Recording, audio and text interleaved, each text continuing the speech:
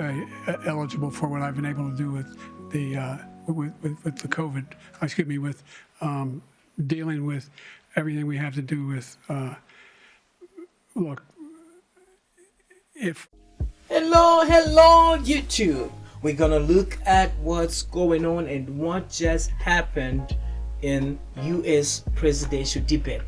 Look, people, I won't put my input, but I just want to show you what's going on. Just look at simple search on the internet. This is what you find. The Democrats panicking, Hollywood donors panicking.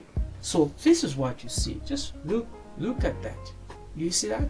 Let's jump to YouTube. Same thing. You see that? The same thing. The panic. Now they are thinking of, can they replace him? Others are saying it's not possible. Well, I believe they can't, because they know if they do that, it will be more like admitting that indeed they're in trouble. So they will stick it out and they'll do all things. They will not be speaking on what they're going to do for United States and for the people of USA, but they will be just focusing on attack on Trump from now until then. Watch CNN and all their organizations that are one thing. The attacks will be Trump. This is what is causing USA losing what? Respect in the world, because people can see, they look at a man who needs help, who needs to be taken care of, and they are pushing him forward as a puppet. You see that? It is sad when you watch Biden. I could even feel it or see it on Trump's face that probably during the debate this man is feeling pity for Biden.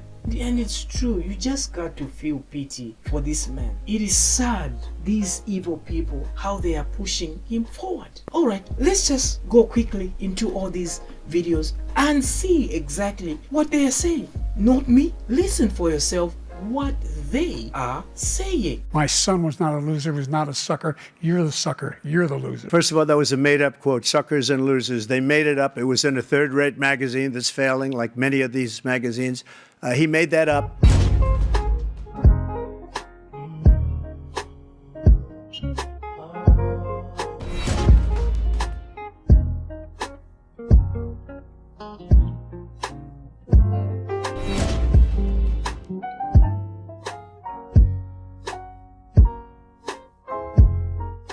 President Biden, you would be 86 at the end of your second term. How do you address concerns about your capability to handle the toughest job in the world well into your 80s?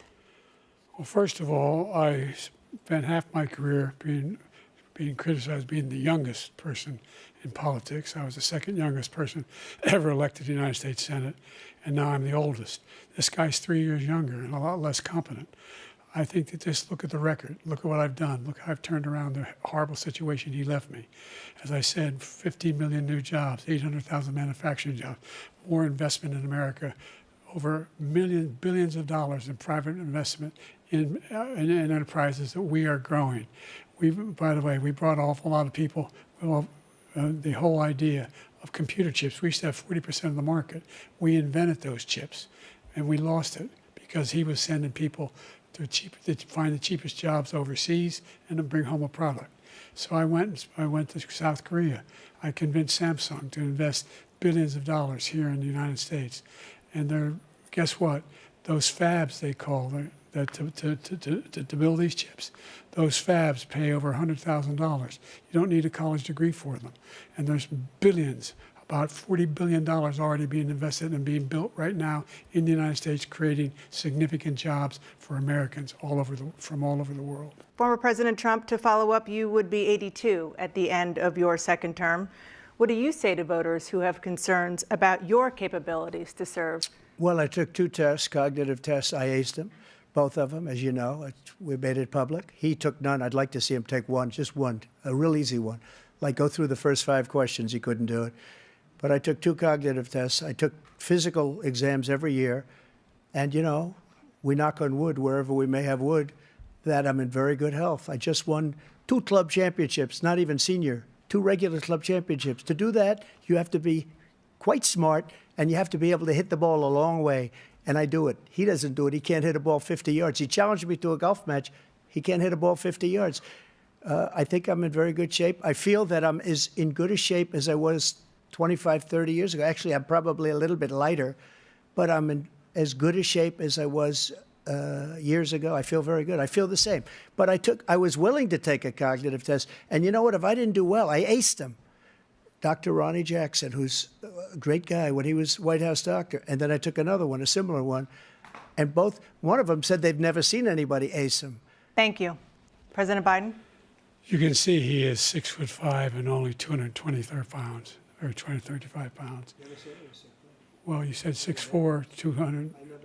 Well, anyway, that's what anyway, just take a look at what he says he is and take a look at what he is. Look, I'd be happy to have a driving contest with him. I got my handicap, which when I was vice president, down to a 6. But by the way, I told you before, I'm happy to play golf with you if you carry your own bag. Think you can do it? That's the biggest lie that he's a 6 handicap of all. I was an 8 handicap. Yeah. 8. Never. But I have, you know how many? I've seen you swing. I know you swing. Okay, let's not act like children. President Trump, we're going to 21 turn. Let's not act like children. Trump, we will get to immigration later in this block. President Biden, I want to give you an opportunity to respond to this question about the national debt. He had the largest national debt of any president in a 4-year period, number one.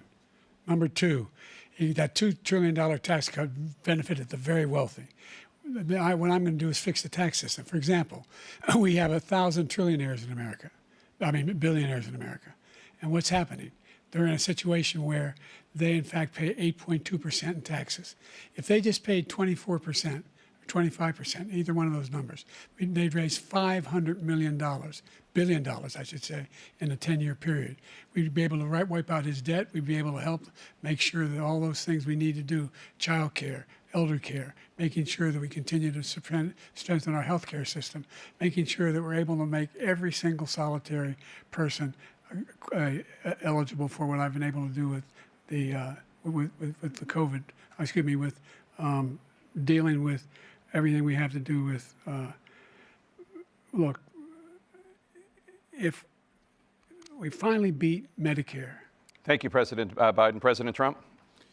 Well, he's right. He did beat Medicare. He beat it to death, and he's destroying Medicare because all of these people are coming in. They're putting them on Medicare. They're putting them on Social Security. They're going to destroy Social Security. This man is going to single-handedly destroy Social Security. These millions and millions of people coming in, they're trying to put them on Social Security. He will wipe out Social Security. He will wipe out Medicare. So he was right in the way he finished that sentence. And it's a shame. What's happened to our country in the last 4 years is not to be believed. Foreign countries, I'm friends with a lot of people, they cannot believe what happened to the United States of America. We're no longer respected.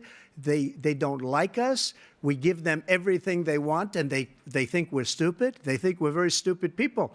What we're doing for other countries, and they do nothing for us. What this man has done is absolutely criminal. President and it's Biden, a very sad day in America. President Biden, you have the mic. Every single thing he said is a lie. Every single one. For example, veterans are a hell of a lot better off since I passed the PACT Act. 1 million of them now have insurance, and their families have it. Their families have it because what happened, whether it was Agent Orange or burn pits, they're all being covered now. And his group opposed that. We're also in a situation where we have great respect for veterans. My son spent a year in Iraq, living next to one of those burn pits, came back with stage 4 glioblastoma. I was recently in France for D-Day, and I spoke all about those heroes that died. I went to the World War I cemetery he refused to go to. He was standing with his 4-star general, and he told me, he said, I don't want to go in there because they're a bunch of losers and suckers. My son was not a loser, was not a sucker. You're the sucker. You're the loser. President Trump? First of all, that was a made-up quote, suckers and losers. They made it up. It was in a third-rate magazine that's failing, like many of these magazines. He made that up. He put it in commercials. We've notified him. We had 19 people that said I didn't say it. And think of this. Who would say I'm at a cemetery or I'm talking about our veterans? Because nobody's taken better care. I'm so glad this came up and he brought it up. There's nobody that's taken better care of our soldiers than I have. To think that I would, in front of generals and others, say suckers and losers. We have 19 people that said it was never said by me. It was made up by him, just like Russia was made up, just like the 51 intelligence agents are made up, just like the new thing with the 16 economists are talking. It's the same thing. 51 intelligence agents said that the laptop was Russia disinformation. It wasn't. That came from his son, Hunter. It wasn't Russia disinformation. He made up the suckers and losers, so he should apologize to me right now. You and I are talking about some new mortifying incident exposing the fact that he's basically been a houseplant for the last few years. But I guess, so many liberals, they just blindly believe whatever the media tells them. And the media and the Democrats, they thought that they could control reality by controlling the narrative. They do this with everything. They do this with the open border, which they tell us is secure. They do it with our cities, where they tell us crime is actually totally under control. And they were doing it with Joe Biden, telling us he's totally with it. He's the smartest guy in the room. Green John Peer gets up there at the podium and tells us, oh, he's never been sharper. But every once in a while, Chris, reality pokes through and exposes the truth. And in this case, it has completely shattered their faux narrative about Joe Biden. So now the entire establishment on the Democrat side is panicked and they don't know what to do. Absolutely. Now, I think one of the aspects of the debate that hasn't got enough attention is that Donald Trump was a little bit more disciplined than we're used to seeing him. I mean, it was a weird debate in many ways. There's lots of Trumpisms in there, but he didn't go over the top. And that allowed him to have that contrast, the focus to fall onto Joe Biden. And I want to just play this clip because this just showed the gentlest little niggle where Donald Trump was pointing out to the whole audience, the whole of the US and indeed the free world, what was going on here. And I'm going to continue to move until we get the total ban on the total initiative relative to what we can do with more Border Patrol and more asylum officers. President Trump? I really don't know what he said at the end of that sentence. I don't think he knows what he said either. Yeah, it was pretty gentle. It was pretty telling. And it was a good performance from Trump, wasn't it, Kristen? Thorough claim that women in America are being raped by their in-laws and their sisters. Look, there's so many young women who have been, including a young woman who just was murdered, and he went to the funeral. The idea that she was murdered by an immigrant coming in, they talk about that. But here's the deal: there's a lot of young women who are being raped by their in-laws, by their spouses, brothers and sisters, it's just ridiculous, and they can do nothing about it. And they try to arrest them when they cross state lines. Thank you. There's a lot of young women being raped by their in-laws and brothers and sisters, and they try to arrest them when they cross state lines. He just said that. Whatever concoction of drugs they had him on, it did not work as planned. And he was thoroughly confused, not just when he gave what should have been well-rehearsed answers, but also when Trump was talking. From prisons, people that are from mental institutions, insane asylum, terrorists. We have the largest number of terrorists coming into our country right now, all terrorists, all over the world, not just in South America, all over the world. They come from the Middle East, everywhere. All over the world, they're pouring in. And this guy just left it open. And he didn't need legislation because I didn't have legislation. I said, close the border. We had the safest border in history. In that final couple of months of my presidency, we had, according to Border Patrol, who is great, and by the way, who endorsed me for president, but I won't say that, but they endorsed me for president. Brandon, just speak to him. But look. Brandon, just speak to them. I just love Trump casually dropping a Brandon in the debate. And post-debate, the very folk who are regularly featured on this segment for losing it on their various programs were waking up to the reality that Biden's cognitive decline could no longer be hidden from their audience. Here's one of those lefties losing it, MSNBC's Joy Reid. I, too, was on the phone throughout much of the debate with Obama world people, with Democrats, with people who are political operatives, with campaign operatives. My phone really never stopped buzzing throughout. And the universal reaction was somewhere approaching panic. The people who were texting with me were very concerned about President Biden seeming extremely feeble, seeming extremely weak. And the lefties losing it. We're on just about every station and every online program and podcast, including the Young Turks. This is an epic disaster. I see people online saying, well, okay, that answer wasn't so bad. No, it doesn't. Any particular answer doesn't matter at all.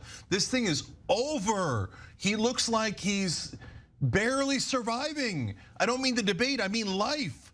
And so there's no person that has a single brain cell left in their head who thinks that Joe Biden is the best candidate to take on Donald Trump. And I will bet them any amount of money that Joe Biden's going to lose this election if he's the candidate. It's a guaranteed loss. You're telling me this is the most important election of our lifetimes? You're telling me that democracy's on the line, and you're going to put on a guy who can't even talk, who can't even sit there and look normal. This thing's a bloodbath. He's going to get annihilated. That is, okay, now the Democrats have to decide. Are they happy to lose? Are they willing to lose? Because this is a guaranteed loss. This is so much worse than my worst nightmares of what it could be like in every way. Oh, it's so fun. And there were more lefty tears on CNN. He's doing the best that he can, but he had a test to meet tonight to restore confidence of the country and of the base, and he failed to do that. And I think there's a lot of people who are going to want to see him consider taking a different course now. We're still far from our convention, and there is time for this party to figure out a different way forward if he will allow us to do that. Yeah, about that. I don't think Jill's going to allow it. She's the one who seems to be calling the shots, and she's telling Joe he did great. Joe, you did such a great job. You answered every question. You knew all the... And let me ask the crowd, what did Trump do? Lie! Yes. Did you see how bewildered old Joe looked even in that clip? And watch his face in this one as Jill gaslights the crowd. I saw in him then the same character that I see in him today. And even though he has faced unimaginable tragedies, his optimism is undaunted. His strength is unshakable. His hope is undeterred. We have to talk about the story of the week. Heck, it's so good, I'm going to declare it the story of the year. And that, of course, is the presidential debate on Thursday night US time, Friday morning our time. It was an absolute bloodbath for Joe Biden, who, to be honest, looked like he'd just been pulled out of the servo pie warmer at midnight after he'd been sitting there all day. Now, not that you need any reminding, but here are some of the highlights. Wants to get away with, get rid of the ability of Medicare to, for the ability to, for the us to be able to do with the COVID, excuse me, with dealing with everything we have to do with. Look, if we finally beat Medicare, the total initiative relative to what we're going to do with more Border Patrol and more asylum officers. President Trump? I really don't know what he said at the end of that sentence. I don't think he knows what he said either. It doesn't matter how many times I watch it, it just gets better and better. Honestly, hook it into my veins. And the fallout has been incredible. Now, there's serious talk now about whether or not the Democrats replace him. There's speculation that Michelle Obama is being primed for the job. His wife, Jill, her ex-husband, he's now come out and said that he thinks that she's pushing him to run for re-election because she wants to be president herself. and just Clinton again. Just while we're on Jill, take a look. Joe, you did such a great job. You answered every question. You knew all the facts. Oh my God, Claire, you and I were texting during the debate on Friday, like, what on earth are we watching? I wasn't surprised by his performance because we've been watching it unravel by the way. for 18 months. I mean, it was shocking and confronting, but I wasn't. I'm like, this is what we've been seeing. So I don't know. I think there's a whole heap of Americans, and certainly outside of America, that either aren't engaged or live in an echo chamber and aren't seeing. But this is what we've been seeing. I think, the thing with this debate is that it has signalled the end to the gaslighting of Americans, really. I mean, by the Democrat Party and by their media, to be able to keep up the charade of he's fine, he's very sharp behind closed doors, and which I've always thought is a really ridiculous argument, because as the leader of the free world, don't we want them also sharp on the stage, like while China's watching? No, but the most interesting part about this, based on what you... Democrats are panicking over the president's shaky performance in last night's historic debate with former President Trump. Some are calling for Biden to be replaced as the nominee. Voters were also concerned by what they saw from the president as he struggled and stumbled through the evening. George Thomas reports from the debate site in Atlanta. Within the opening minutes, eligible for what I've been able to do with the with the COVID. With dealing with everything we have to do with. Look, if we finally beat Medicare, it became clear to the former president's surrogates that Biden was in trouble. Biden campaign said this would be the reset moment for Joe Biden's candidacy. And what they saw is the American people saw a weak, horrible president who is the weakest president in our nation's history. Voter concerns about Biden's age and mental sharpness were on display during the 90-minute debate as the president struggled at times to answer questions. He repeated things that are not true, but he's also said things that, to be frank, there are times I couldn't understand what he was saying. The showdown had Biden and Trump, the two oldest candidates to ever seek the White House, trading barbs on a number of topics, from the economy. The only jobs he created are for illegal immigrants and bounce-back jobs, a bounce-back from the COVID. He has not done a good job. He's done a poor job, and inflation's killing our country. It is absolutely killing us. To abortion. But we are not for late-term abortion, period. Under Roe v. Wade, you have late-term abortion. You can do whatever you want, depending on the state. You can do whatever you want. We don't think that's a good thing. We think it's a radical thing. We think the Democrats are the radicals. To immigration. When he was president, he was separating babies from their mothers, putting them in cages, making sure the families were separated. That's not the right way to go. Trump pushed back, accusing Biden of putting in place weak border policies that make America unsafe. We have the largest number of terrorists coming into our country right now, all terrorists, all over the world, not just in South America, all over the world. They come from the Middle East, everywhere. All over the world, they're pouring in. And this guy just left it open. The two also tackled wars in Ukraine and Gaza. But by the end of the night, everyone was talking about the president's poor performance. I have dealt with people that have dementia before, and it's very obvious just from the look on his face, not understanding what's going on, the surprise and shock look sometimes, the eyes, the very stiff face, the very stiff hands. They're all very, very prominent signs of what's going on. The White House tried to put a brave face on the evening, telling reporters that Biden had a cold. Surrogates like California Governor Gavin Newsom attempted to sidestep voter concerns that the president is too old. There's a lot of concern about the president's stamina and mental health. Are you concerned? I'm worried 81 years. Are you concerned about that going forward? I agree. I worry about President Trump's stamina. No, I'm talking about the president. I was talking about President Trump as well. One top Biden donor reportedly called the president's performance disqualifying, telling Reuters that he expects Democrats will urge him to step aside ahead of the party's national convention in August. Still, in a post-debate rally, Biden told supporters that he was confident he could win against Trump. Look, we're going to beat this guy. We need to beat this guy. And I need you in order to beat him. You're the people I'm running for. Coming into this debate, Biden and Trump found themselves nearly tied in national polls. We'll see in the coming days whether this debate did anything significant to change those dynamics. For now, though, the race is set to be decided here in Georgia and a handful of other key swing states like Michigan, Arizona, and Wisconsin. Meanwhile, voters there and across the country will get another look at the candidates September 10th. George Thomas, CBN News, Atlanta.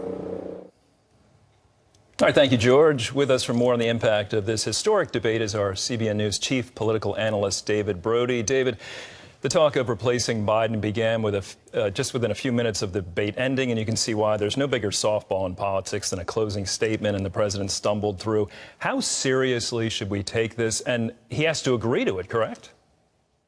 He would have to agree to it. A couple of things. We should take it very seriously. The conversation is no longer about Biden versus Trump and all of the dynamics between that. The storyline moving forward, and the clock is now ticking, is what is Joe Biden's decision? Jill Biden, his wife, will obviously be integral to that.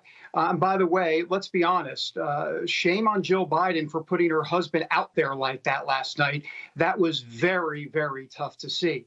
But Jill Biden will have the most influence. Chris Coons, the senator from from Delaware, and one of his closest friends will have some influence. Also look for people like Mike Donilon, Ron Klain, Ted Kaufman. These are three longtime advisors, all going in to Biden to say, look, let's have a discussion. You know, this reminds me a little bit of Richard Nixon about 50 years ago, August, actually, of 1974, where the Senate minority leader at the time and the House minority leader, along with Republican Senator Barry Goldwater, all walked into the White House and told Richard Nixon, it's time, you're done. And the rest, of course, was resignation history. Though it's not exactly like that, because that was more from a policy and you've lost Congress standpoint. This is more from a personal standpoint, and you wonder when that Richard Nixon conversation happens with Joe Biden. That's where we are today. Well, we heard George Thomas speaking with an unhappy Gavin Newsom, so it makes you think, if it happens, who would you see as the Democrats' choices for the new nominee?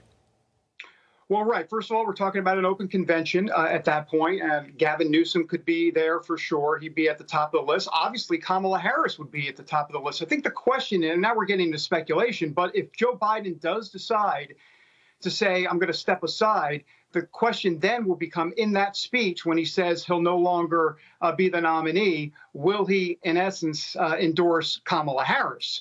If he does, you get the sense that Gavin Newsom and others would not run at that point in some sort of open convention situation. But if he doesn't, all bets are off. Kamala Harris, Gavin Newsom, Gretchen Whitmer, the governor of Michigan, J.B. Pritzker in Illinois. There are a lot of Democrats out there itching, ready to get in. Well, take us through the process. So what would need to happen as we approach the Democratic convention?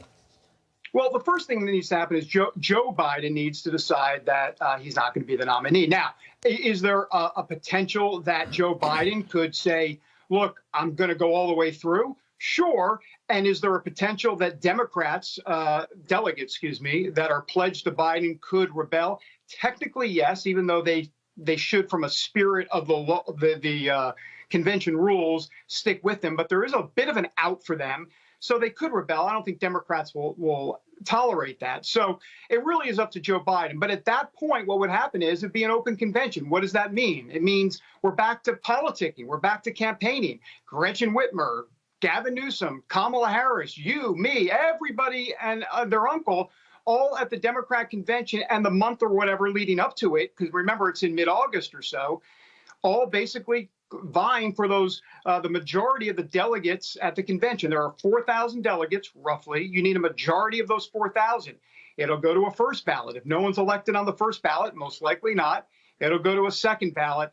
And then we can get into all sorts of wonky stuff. But look, the bottom line is, if it goes to a second ballot, there's something called superdelegates. We've heard of them before. These are the power brokers in the DNC, the Democratic National Committee. We're talking about congressmen and party leaders. They would then be able to have more of a say in that second ballot. We can explain that some other time. But the bottom line is, that's where this could head. It could get real messy real soon. So what does it mean for Democrats in their races, talking about the Senate and the House? Mm-hmm. Well, this is a major problem, and I think this is what to look for in the temporary here. In other words, let's see how this plays out in the next week, maybe 2 weeks or so. and see what kind of advice Joe Biden gets. And then you wait to see what John Tester in Montana has to say. He's the senator. He's considered a moderate who is in trouble in Montana for that Senate seat. You have Sherrod Brown, who is a guy in Ohio that's in some trouble. So let's wait and see what they say in a couple of weeks. And if they come out and say, look, Joe, in essence, you're killing me here, we've got to move on and find someone else, that obviously is a huge game changer. So we wait to see what these moderates, Democrat moderates, do in both the House. No jobs. We provided thousands of millions of jobs. What I'm going to do is fix the tax system. For example, we have 1,000 trillionaires in America. Billionaires in America. And what's happening? They're in a situation where they, in fact, pay 8.2% in taxes. If they just paid 24%, 25%, either one of those numbers, they'd raise $500 billion, I should say, in a 10-year period. We'd be able to wipe out his debt. We'd be able to help make sure that all those things we need to do, child care, elder care, making sure that we continue to strengthen our healthcare system, making sure that we're able to make every single solitary person eligible for what I've been able to do with the COVID, with dealing with everything we have to do with, look, if we finally beat Medicare. Thank you, President Biden. President Trump? Well, he's right. He did beat Medicare. He beat it to death, and he's destroying Medicare. This footage of the First Lady, Jill Biden, helping her 81-year-old husband off stage, you can see pretty small steps there, but having to be helped off. He clearly needed assistance to descend those steps to greet the two CNN moderators after that. There is a deep, a wide, and a very aggressive panic in the Democratic Party. That's his performance after 5 days at Camp David? That's after rest? A lot of people who are going to want to see him consider taking a different course now. And it's personally painful for a lot of people. It's not just panic, it's pain of what we saw tonight. The universal reaction was somewhere approaching panic. Really pains me to say this. They're 3 years apart. They seemed about 30 years apart tonight. The entire room was just completely silent and in shock, and that this member's own reaction was that he wanted to jump off of a bridge. You know it's bad when even the most radical liberals are out here taking painful dumps on Joe Biden. Van Jones looked like he literally wanted to cry, and Joyless Reed is in full panic mode. I'm not sure why they're acting so shocked, though. If they would have been paying attention, most of us saw this coming for the past 3.5 years. Last night's embarrassment against Trump just confirmed for the trillionth time that Grandpa Joe is a cognitive mess. He's a weak-kneed, mentally gone disaster that's never been able to successfully lead our country into anything but chaos. If his wife Jill really loves him, she'll quit with the elder abuse, stop allowing this incompetent circus to go on, stop doing whatever it takes to remain the princess in the White House, and convince Joey to step down. Let that man enjoy his last couple ice creams and die in peace.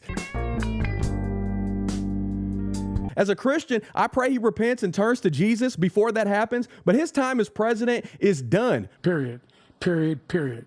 I know there's been a lot of speculation about who old Brandon's replacement could be as the Democratic candidate, but honestly, whether it's Gavin Newsom, Michelle Obama, or whoever they throw in the ring next, it doesn't matter. God is putting Trump back in that White House later this year. The Lord is going to heal and save America by using Donald to help get it done. You still need help from the boss. We need help from the boss. That's what happened. We need help. Yeah, we need help. It's all right to say it. Now, they'll criticize me for that. How dare he say that? How dare he say that? No, I'll say it. Somebody said to me the other day, you're the most famous person in the world by far. I said, no, I'm not. No, I'm not. They said, yes, you are. I said, no. They said, who's more famous? I said, Jesus Christ.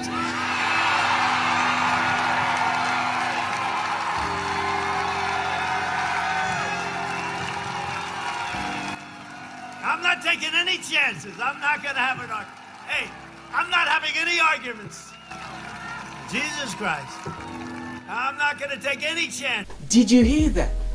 Well, there it is. Do you see that? It looks like Democrats are in trouble. Really, they're in trouble. Will they replace him? We don't know. Let's watch and see. But the wise thing is to replace him because this ain't going nowhere. Oh, Alright, please subscribe and follow my channel. Goodbye.